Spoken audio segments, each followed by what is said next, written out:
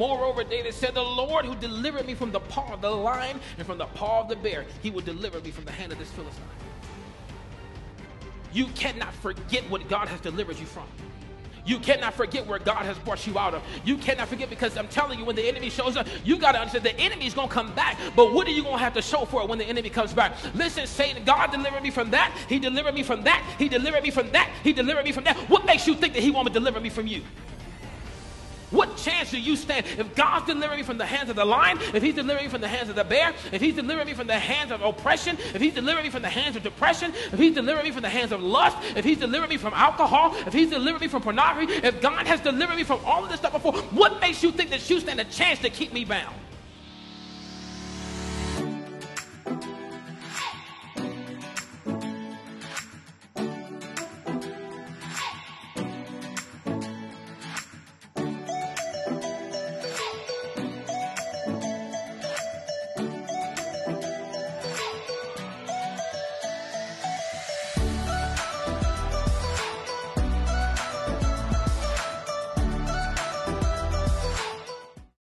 And so Genesis chapter 1, verse 1 out of the New King James Version, it says this: in the beginning, God created the heavens and the earth. The earth was without form and void, and darkness was on the face of the deep. And the Spirit of God was hovering over the face of the waters. Verse 3, then God said, let there be light, and there was light. And God saw the light, that it was good, and God divided the light from the darkness. God called the light day, and the darkness he called night. So the evening and the morning were the first day.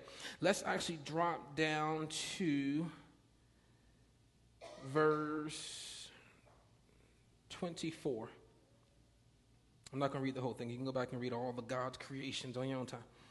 Verse 24, it says, then God said, let the earth bring forth the living creature according to its kind, cattle and creeping thing and beast of the earth, and each according to its kind. And so it was.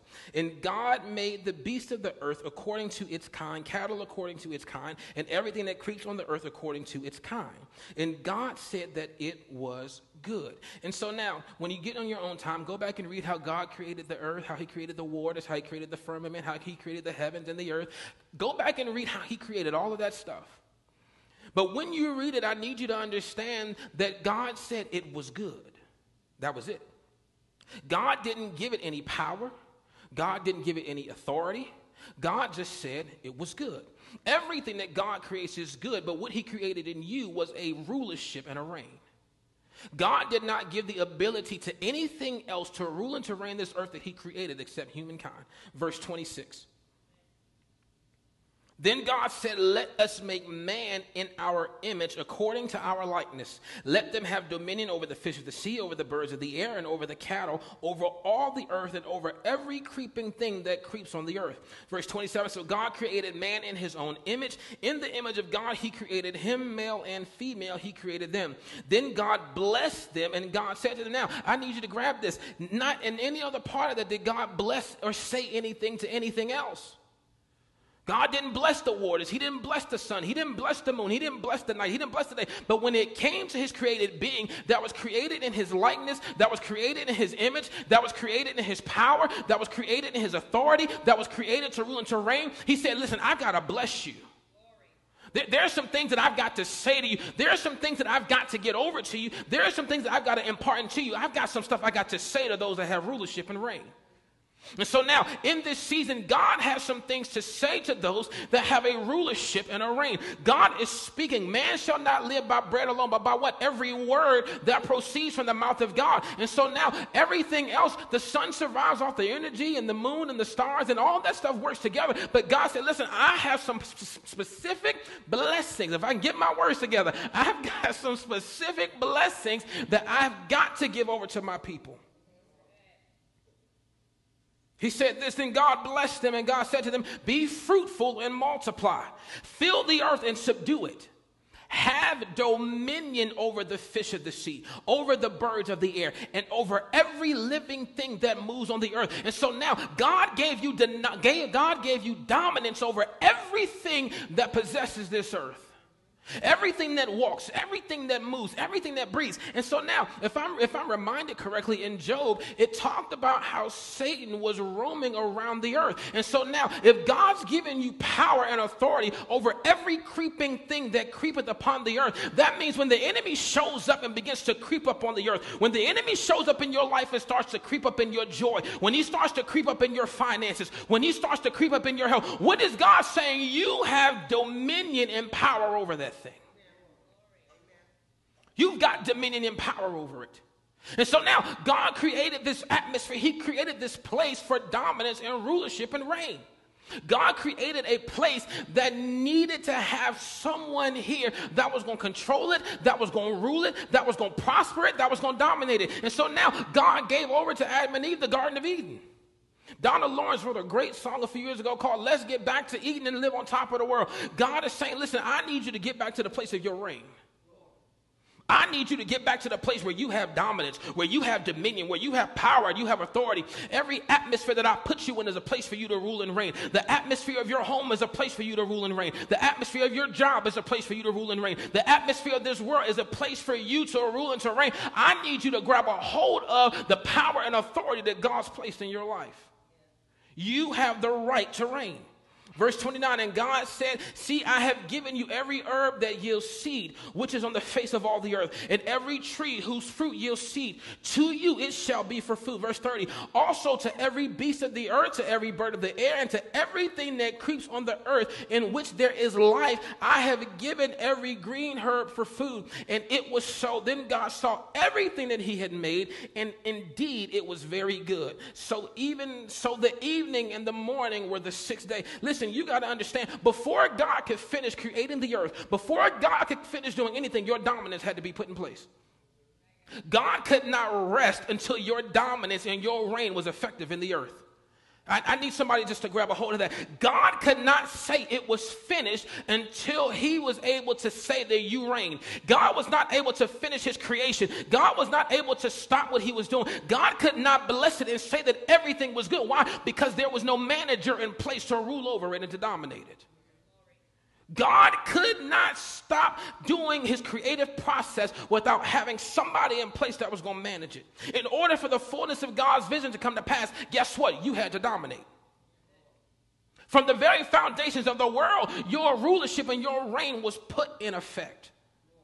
So where did you get off course and you allowed the enemy to speak something different into your life, to cause you to see things another way, to cause you to think that you don't have rulership, to cause you to think that you don't have reign? If God said it, that means that it's established. If God decreed it, that means it's got to be done. If God's called it to pass, that means it's got to happen. Not one word shall return to him void before heaven and earth pass away. Guess what? It's time for you to reign.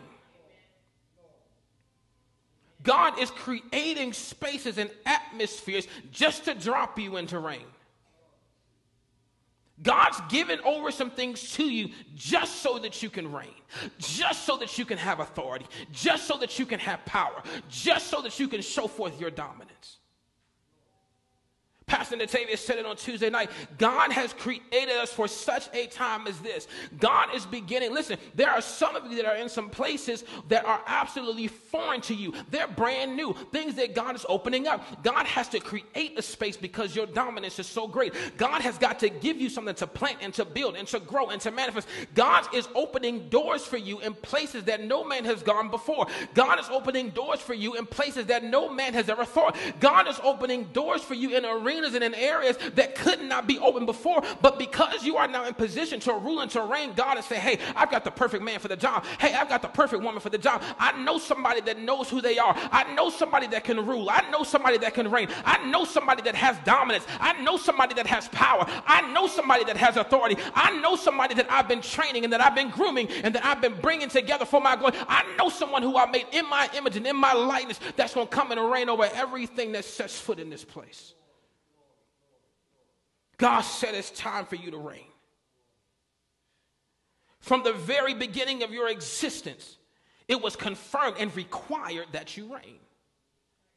That wasn't just something that God just said. When he spoke to the season, he said, hey, you stop right here. That was a command. That was a requirement that it could not come any further. When God separated the day from the night, it said, listen, you are required to be up during this hour, and you are required to be up during this hour. That was a requirement. That was a demand. When God blessed them and said, go and dominate, that was not a suggestion. That was a requirement and a demand. You have been given a charge, and you've been given authority to rule and to reign and to dominate. It is required that as the believer, you dominate. So why are you failing in your finances? Why are you not succeeding in the workplace? Why are you not succeeding in your home? Why are you, listen, you've got to readjust and shift your mindset to the place that says, I reign. It is a requirement that every believer get into position to reign. How can we ever receive the wealth of the wicked that's laid up for the righteous if we don't know how to reign over the little that we have? God said, listen, I've got some things stored up for you, but who's going to dominate this thing? Who's going to take this thing to the next level? Who's going to take this thing to the place who's going to expand my vision? You were created from the very foundation of the world to rule and to reign. Jeremiah 1:5. Before you were formed in your mother's womb, I knew of you and I approved of you. God, before the foundations of the earth, God said you will reign.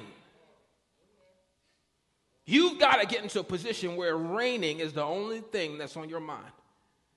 You're not worried about what the enemy's trying to do. You're not worried about all hell breaking loose around you. Why? Because you got control over hell. You got control over all the water that's trying to rise up around you. You got control over everything that's trying to rise up in your marriage. You got control over everything that tries to rise up in your health. You got control over everything that tries to rise up in your finances. Why? Because God didn't say you just dominate over the birds. He said, listen, you dominate over the birds of the air, the fish of the sea. You dominate over every beast of the field. God has given you supreme power and supreme rulership over everything that creeps upon this earth. Why do you think that Jesus was able to stand up in front of the waters and the winds and the rain and call to shut its mouth and to stop? Why? Because he understood the ability that he had to rule and to reign. From the foundations of the world, you were created to reign. What does it mean to dominate? It means to be the most important or conspicuous person or thing. Conspicuous means standing out so as to be clearly visible, attracting notice or attention. As a person of dominance, you should draw attention to yourself. As a person of dominance, you should be attracting attention to you. People should be trying to figure out, listen, there's just something on your life that I've got to be connected to you. There's just something about you. There's something about the way that you walk. There's something about the way that you talk. There's something about your presence and your aura. There's something that's powerful about it. I'll never forget, I walked into a business one day to go see the CEO and his partner. And I walked in, and I didn't see the CEO. I went and saw the CFO. And when I went to go speak to him, I said, hey, how are you? We talked for a minute. And I walked back to the office of the CEO, and he said, wait a minute. When you walked in, I didn't know who was here, but I just felt a power. I just felt some type of presence that just showed up in this place. I felt the atmosphere change because you showed up. Listen, every situation, every problem, every time you open your eyes and wake up, everything that you're facing should say, you know what? Something in the atmosphere just changed because power just showed up. Everything in this workplace, something just shifted. Why? Because power showed up. Every time you log into your online banking, it should say, wait a minute, I've got to get myself together. I know there's some overdraft fees here. I know it's in the negative. I need to get myself in alignment because power just showed up in this place. Every time you show up to a doctor's office, they gotta begin to say, listen, there's power that just showed up in this place. I don't know what happened. I don't know what it was. The doctor should not even be able to get himself together to utter the words of that negative report. Why? Because the power of God has shown up so strong and dominating that place. Everything that you face has to become subservient to your dominance. The moment you walk in the house, your husband got to get in line. He got to act right. The moment you walk in the house, your wife, she got to act right. Because there's a power that done showed up. The moment that you walk into that place, your children, they got to get in line because they understand that their atmosphere was just shifted because a presence of dominance just showed up.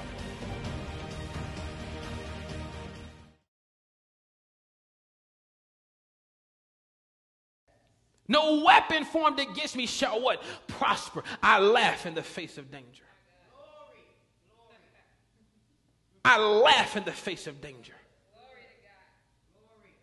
You got to understand, David was such a little boy that when he began to put on the armor that they thought that he was going to need, he was falling over and he could barely walk. He said, get this stuff up off of me. I can't go with this. Listen, I have the peace of God. I have the favor of God. I've got some people that are behind me. I've got a greater army. I've got a greater shield than anything I can put on this body. I've got everything that I need to whoop your behind. I'm telling you, you got to laugh in the face of danger. So Saul clothed David with his armor. I skipped ahead. And he put a bronze helmet on his head. He also clothed him with a coat of mail. David fastened his sword to his armor, and he tried to walk, for he had not tested them. And David said to Saul, I can now walk with these, for I have not tested them.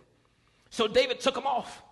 Verse 40, then he took his staff in his hand, and he chose for himself 5 smooth stones from the brook. Now, this staff is the same staff that he used when he was out there fighting the lion and the bear. What is the significance of that? You got to use the same tools before that you used to defeat the enemy to defeat him again. You cannot go through something and think that this is just enough. I ain't got to use it no more. I can put that on the shelf. God is saying, no, don't stop doing what you did to get to where you are, because the same thing that you did back then is going to be the same thing that's going to bring you through this time here. God said, I'm the same yesterday, today, and forevermore. The same tools that you used 20 years ago to defeat that thing is the same thing that you're going to use now to get over and to defeat the enemy. The same thing that you used last season is the very thing that you're going to need in this season. The same thing that you used yesterday is the same thing that you're going to need today. Stop trying all this new age stuff. They have not been tested. He said, I can't walk with this stuff. I have not tested this in battle. I know something. I know someone. I know a name that's greater than any name that's been tested in battle and that has won. You've got to begin to laugh in the face of danger. Then he took his staff in his hand, and he chose for himself 5 small stones from the brook and put them in a shepherd's bag, in a pouch which he had, and his sling was in his hand. And he drew near to the Philistine. So the Philistine came and began drawing near to David, and the man who bore the shield went before him. And when the Philistine looked about and saw David, he disdained him, for he was only a youth, ruddy and good looking. So the Philistine said to David, am I a dog that you come to me with sticks? Oh, I got to break this down. Listen, it said that Goliath showed up with all the armor, the very things that David threw away. Your enemy is going to come fully stocked. Your enemy is going to come fully prepared, but it ain't going to be enough. The very thing, listen, the very thing that the enemy is trying to bring to you, just as it hadn't been tested for David, it hasn't been tested for Goliath neither, because it has not come against the power of God. There is nothing that the enemy can present before you that can cause you to think that it's going to prosper, because no weapon formed against you will prosper. Nothing that the enemy tries to build to protect itself from the things that God is getting ready to do, to protect himself from the hell fury that God is getting ready to rain down. There is nothing that the enemy is going to be able to use to protect himself. God said, listen, I've got something that you ain't seen yet. Eyes have not seen, nor ear heard, neither has it entered into the heart of man what's getting ready to happen. God said, I'm getting ready to put some things into your hands that's going to look like they're nothing more than sticks to man, no more than sticks to the enemy, but they are going to be powerful, mighty arrows in my hand. I'm telling you, I'm getting ready to put some things, some tools into your hand that's going to completely destroy everything that the kingdom of hell is trying to do. Stop looking at what the enemy has. Your faith cannot survive based off of what you see. Just because you see the enemy with all the armor, just because you see the enemy with all the weapons, just because you see the enemy with all the gear, does not mean that it's going to prosper. God did not say that the weapons would not form. He said that the weapons will form, but they will not prosper. Where's your level of faith? You've been chosen for this. Stop looking at the fact that the enemy's messed with your finances. Fine, that's great. Do what you got to do. I know somebody that's greater. I got a stone that's going to combat that. The enemy's trying to mess with your family. There's a stone to combat that. I have tools. I've got some things. listen, you better go ask that lion and that bear about me. I've got some things. Oh, I got to get through this. Hallelujah. I'm running out of time. Hallelujah.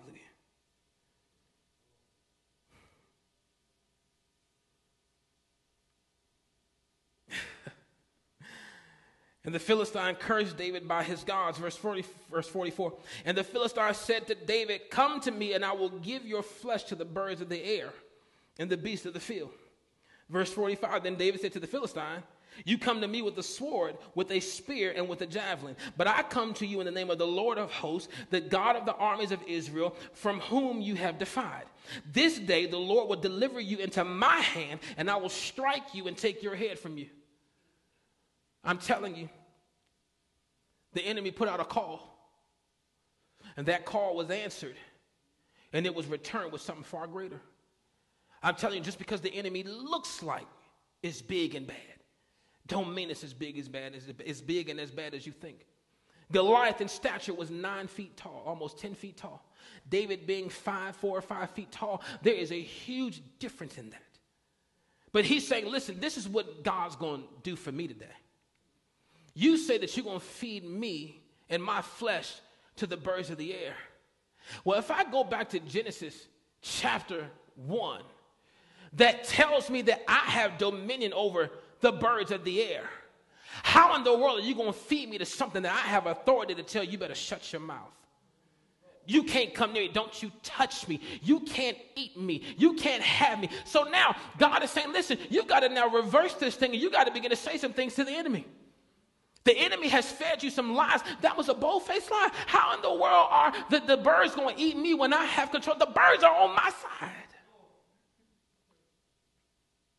The birds going to peck you to death. The birds are on my side. They will turn against you in just a heartbeat. You think that you got something on me because you're going to kill me. I'm telling you, there's nothing that'll be able to stop me. And so now we keep reading. Hallelujah. This day that the Lord will deliver you into my hand, and I will strike you and take your head from you. And this day I will give the carcasses of the camp of the Philistines to the birds of the air and the wild beasts of the earth, that all the earth may know that there is a God in Israel. God had to take it a step further. See, the only thing that Goliath could think about was what was standing in front of him. I'm going to give your carcass and I'm going to give your flesh to the birds. But God said, I'm going to give the Philistines over to the beasts of the field, to the birds of the air. God didn't just stop at that one spot. God said, I've given you dominance. I've given you authority. I've given you reign. Why are you just stopping at the one thing when I've given you rulership over everything? God said, listen, Goliath, the enemy, it's not just enough to take out this one. I have the power to take out all. You think that God is trying to give you just this little bitty corner office? God said, I want to give you the whole company. You think that God is just trying to give you a room in a house? God said, I want to give you the whole village. God saying, you know what? You just want a paycheck and a few overtime hours every week. God said, I want to give you the bank. I want to give you all the money. I've got some things that I want for you. The enemy's trying to demean you. He's trying to denounce you from what I said belongs to you. You've got to get into a position where you stand up and say, you know what? You may try to take me up, but God said, all you and all your people are about to be given over to the hand. Hallelujah. Verse 47, then all this assembly shall know that the Lord does not save with sword and spear, for the battle is the Lord's, and he will give you into our hands. So it was when the Philistine arose and came and drew near to meet David, that David hurried and ran toward the army to meet the Philistine. Then David put his hand in his bag and took out a stone, and he slung it and struck the Philistine in his forehead, so that the stone sank into his forehead, and he fell on his face to the earth. Verse 50, so David prevailed over the Philistine with a sling and a stone, and struck the Philistine and killed him. But there was no sword in the hand of David. Therefore David ran and stood over the Philistine, took his sword and drew out of his sheath and killed him and cut off his head with it. God is going to give you the very things that the enemy's trying to take you out with. They're going to have to run from the very same things, the very same plots, the very same attacks, the very same weapons that were formed. The reason why they're not going to prosper against you is because God is giving them into your hands for you to go and take out the enemy. The enemy is doing half the work for you. The enemy is doing half the work for you. God said, you're worried about trying to create something. I've got people that'll create that for you. You should be happy when the enemy shows up because they're about to deliver something into your hand. You should be happy when the enemy shows up because the very things, no weapon that is formed against you will prosper. But guess what? It's going to be given over into your hands for you to be able to go out and take out that same enemy. Jesus. Pastor Natavia, she said she's been saying this the last few times that she's prayed before service is open, and she'll say, God, the same thing that the enemy tries to bring unto us, Father, we think that that same thing he'll have to run from. If he brings fear to my life, I think that he'll have to run from that same fear. If he tries to bring this to my life, I think that they'll have to run from that same thing. The very things that the enemy is trying to take you out with, God is saying, don't fret, don't worry. Use the tools that I've given you. You go and take them out. Then you take their own weapons and you kill them with it. He said he didn't have a sword. You're worried about the things that you don't have. God said, I'm going to give you your daily bread, right? So that means when David showed up without a sword, the very things that were trying to be given over to him by man, he said, no, I can't take that because that hasn't been tested. I can't take that because I don't need it. God said, I'm going to give you your daily bread. So when he showed up to that battle and he killed Goliath, God said, there's your sword right there. Go ahead and pick it up and do what you got to do. Take it out of the hands of the enemy. Take it out of the enemy's army. Take it out of the enemy's camp. And now go do what you got to do. Fulfill my word. Fulfill my law. The enemy's not going to be able to stop you. And when the Philistines saw that their champion was dead, they fled. What are demons going to do without Satan? What are demons going to do without Satan? They have no power without their leader. You cut off the head of the leader, you cut off the rest of the tribe. You dig up the root, you dig up what's at the head, you take off the head, and you have nothing else to worry about. God is saying, I'm giving you some things that are going to utterly destroy the head of the enemy in your life.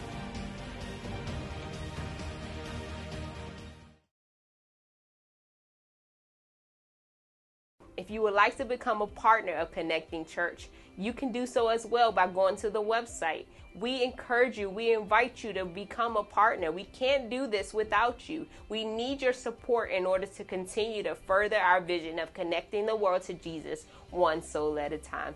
Thank you so much. I appreciate you for watching. We love you guys. We're always praying for you guys, and we will see you next week. Listen, the enemy's trying to disqualify you without even knowing your resume. The enemy's trying to disqualify you without even knowing what you fought and what you've been through. The enemy's trying to disqualify you before he even knows everything that you did, everything that you had to fight. He's saying, listen, you telling me I'm just a man of youth. I'm just a man of youth. And you talking about this guy that's supposed to be so great, so big. You don't understand that when I was in my father's pasture, just herding the sheep, when a lion or a bear would come, I would be the one that would go out there and kill it. And when it came up against me again, I would grab it by the beard, I would toss it to the ground, and I would handle it. He showed forth his dominance. The enemy is trying to remove the dominance and the reign that you have in your life, but you've got to begin to remind the enemy, listen, you're trying to come up against me when you don't even know where I've been. You don't know what I've been through. You don't know what I have in my arsenal. You don't know what I have on my resume. You don't know what I have in my past. You don't know that I will take you and I will destroy you. The enemy's trying to take you out without even knowing your resume. Listen, some of y'all better just start telling the enemy, Google me. Google me. You better ask about me. You don't understand who I am. Don't let this outside fool you. Don't let this outside fool you. And so already the enemy's trying to disqualify him from what he's called to do. He was set in such a time as that. He was created fearfully and wonderfully made, just the way he was. Your past, all the things that you've been through, it was fearfully and wonderfully made. All the things that you face, all the things that you struggle through, it was fearfully and wonderfully made. I'm telling you, the story of your past life, it was created, it was crafted specifically for this moment and this opportunity where you will rule and reign.